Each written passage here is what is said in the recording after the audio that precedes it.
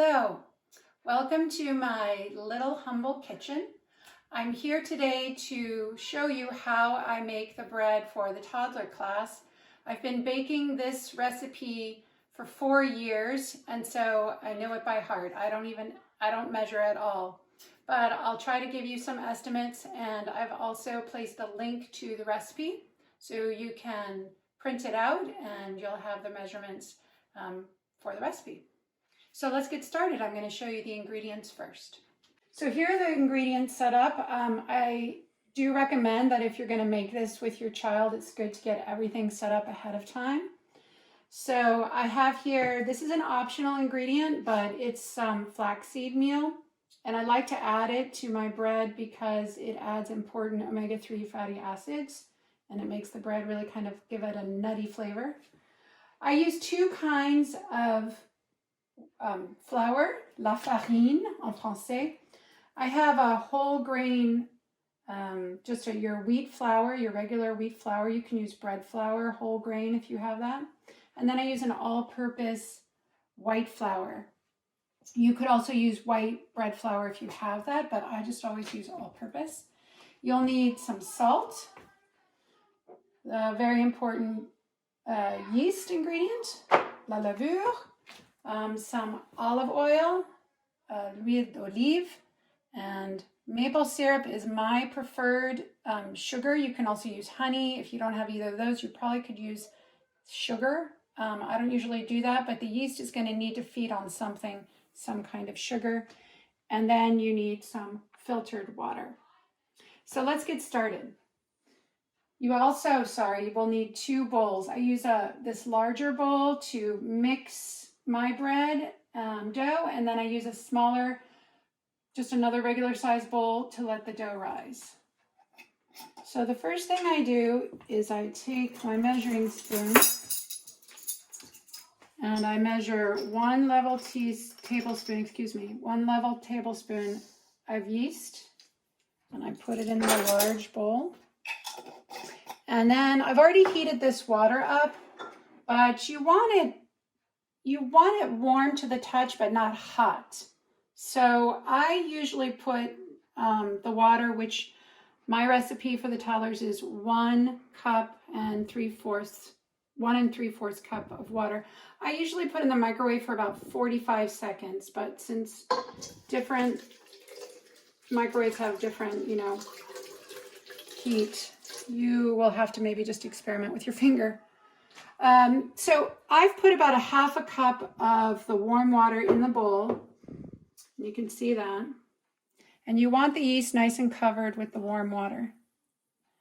And so now we're going to leave it for about 10 minutes until the yeast starts to bubble.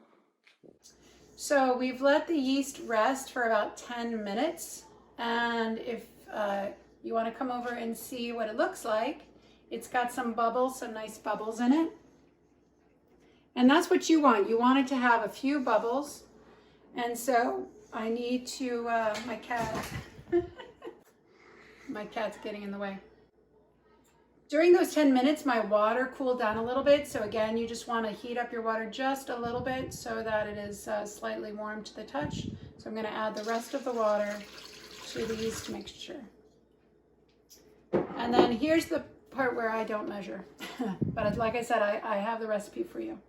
So you want to add in the olive oil. Then you're going to want to put in your sweetener. And again, you can play with this recipe like I have and decide, do you want it on the sweet side? Do you want it on the salty side? And then I add, it's about a teaspoon of salt. I personally don't like my bread too salty. And then you're going to want to get a nice strong wooden spoon. And I just mix those 3 ingredients just a little bit. About a cup of flour. Of whole wheat flour. And I'm going to give that a stir. Now, actually, that's 1 cup. I'm going to do more. So now I'm going to add some white flour. So see how this is getting thick? That's what you want, but we are going to keep going now with the white flour. So you can see it's getting tougher and a little bit, you know, more of a dough consistency that I'm looking for. I'm going to go ahead and add another full half cup of flour. So when it gets too hard to stir with a spoon, what I do is I scrape off the dough from my spoon. You see how that's starting to turn into the dough that I want, and it is warm to the touch, which again is what you want. And again, this is a really nice sensory activity for the children. So here I'm adding another half cup of flour, and now here's where I start to knead.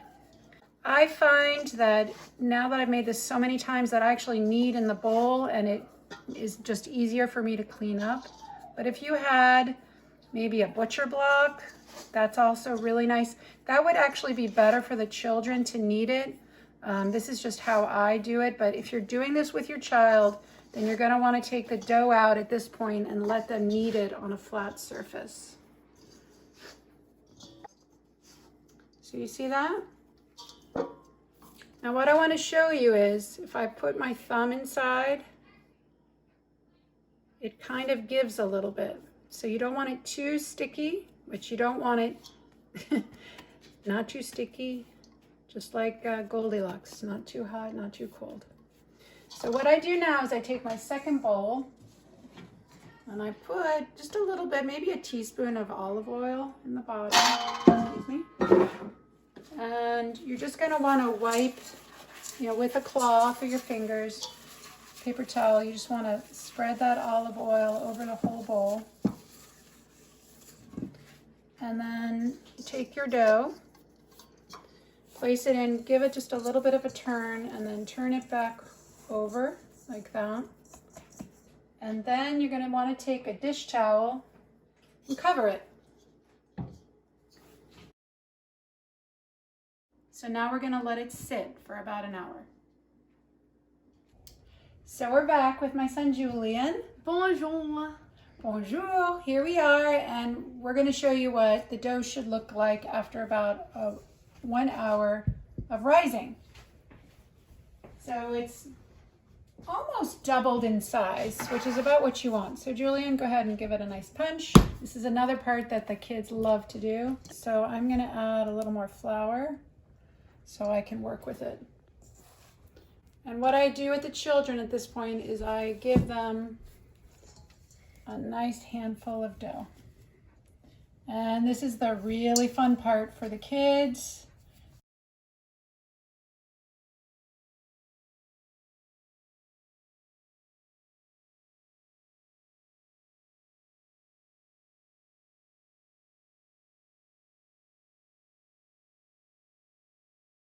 So after your child has shaped the dough and put them on the tray like this, just, you know, separate them out a little bit. Now we're going to put it in the oven for about 20 minutes at 350.